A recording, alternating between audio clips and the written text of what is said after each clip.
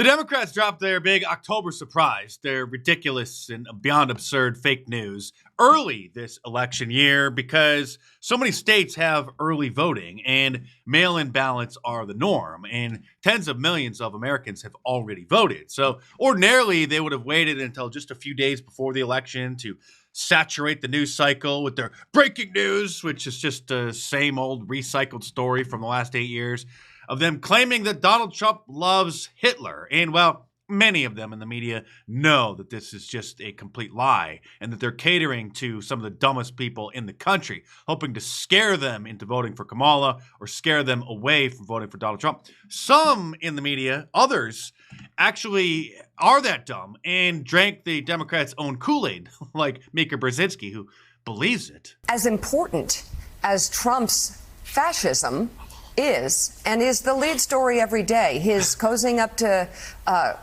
dictators, his obsession with Hitler that has now come out, what he has said about our veterans, and what he wants to do with the military against his political adversaries.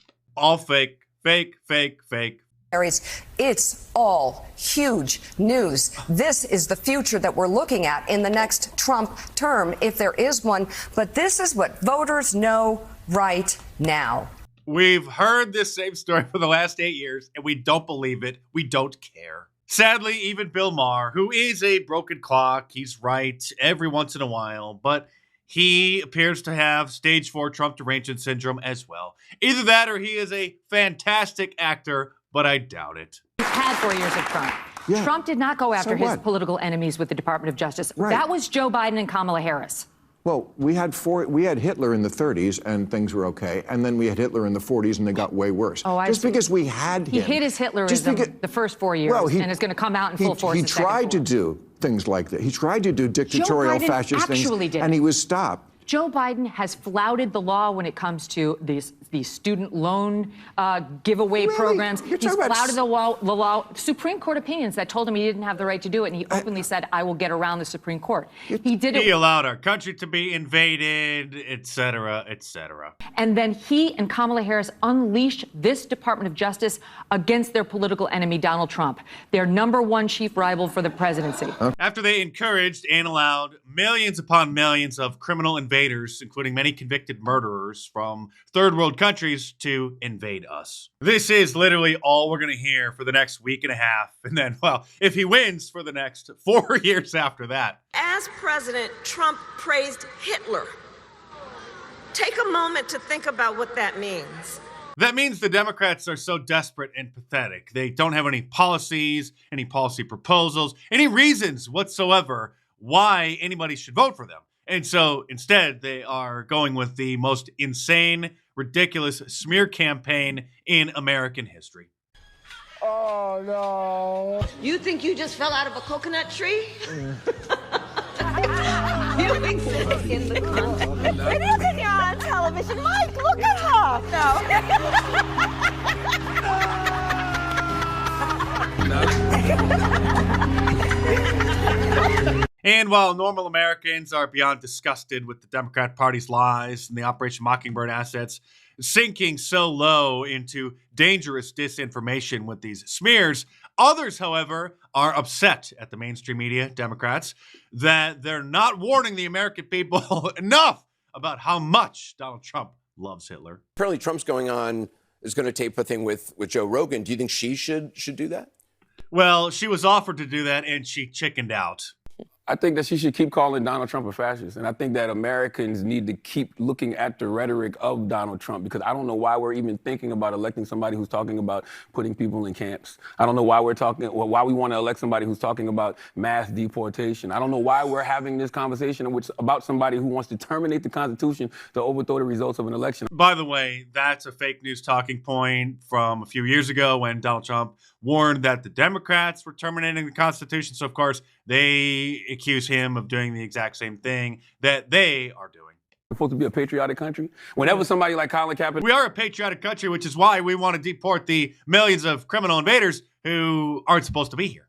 Kaepernick takes a knee in this country, everybody talks about, oh, that's so unpatriotic. But a guy can say he wants to terminate the Constitution to overthrow the results of an election and nobody... First of all, Colin Kaepernick was protesting on the job.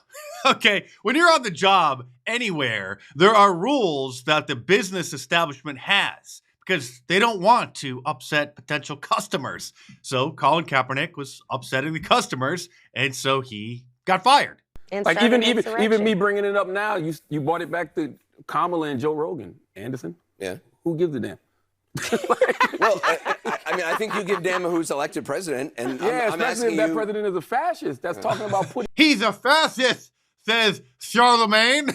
This clown goes by Charlemagne the God and somehow became a prominent talk show host on a popular black urban hip-hop morning show. But the Democrats' desperate October surprise isn't going according to plan. Here are some undecided voters in Pennsylvania.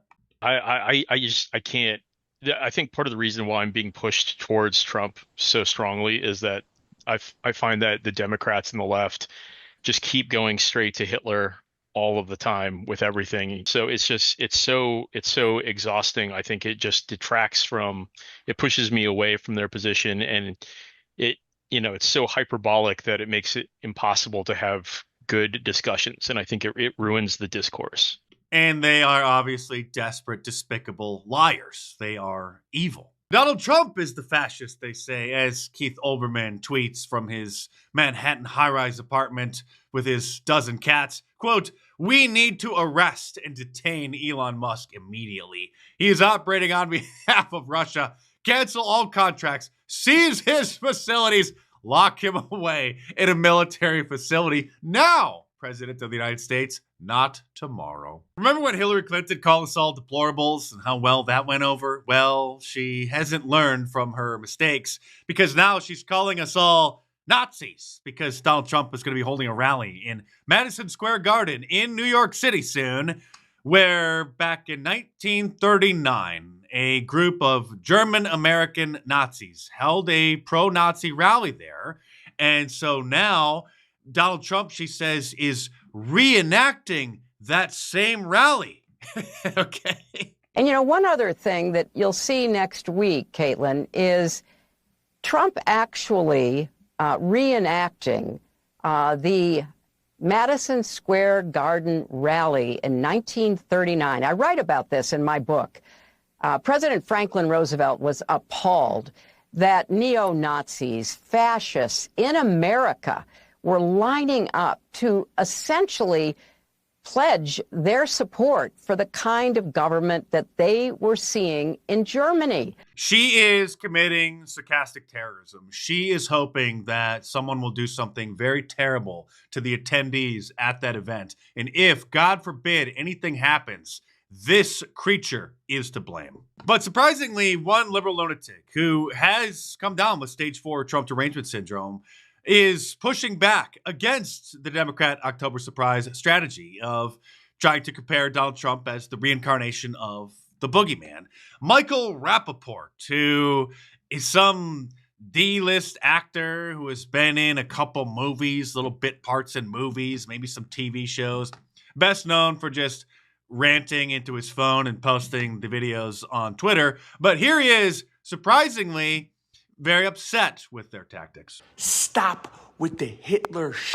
Do not refer to Hitler and the Holocaust. Stop it. That Nazi rally that took place in Madison Square Garden in 1939 was just that, an actual true blue Nazi rally. So are you saying that anyone and everyone who shows up at Madison Square Garden for this upcoming Trump rally is a Nazi? That's a Nazi rally? Get the out of here. Many of the libtards were very upset that Anderson Cooper asked Kamala Harris some legitimate questions during CNN's town hall event earlier this week.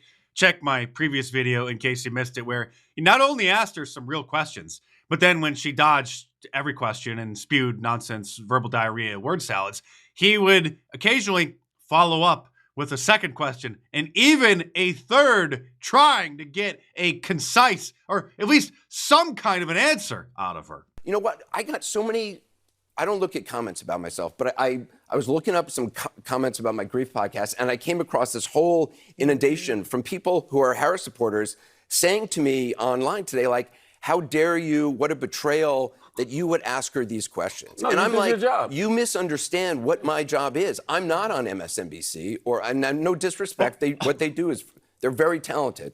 Very talented liars like you. But I don't watch it. I'm not interested in watching what these overpaid blow-dried anchors think, and I include myself in that overpaid blow-dried, although I don't blow-dry. He is overpaid. By the way, he is making $1 million a month.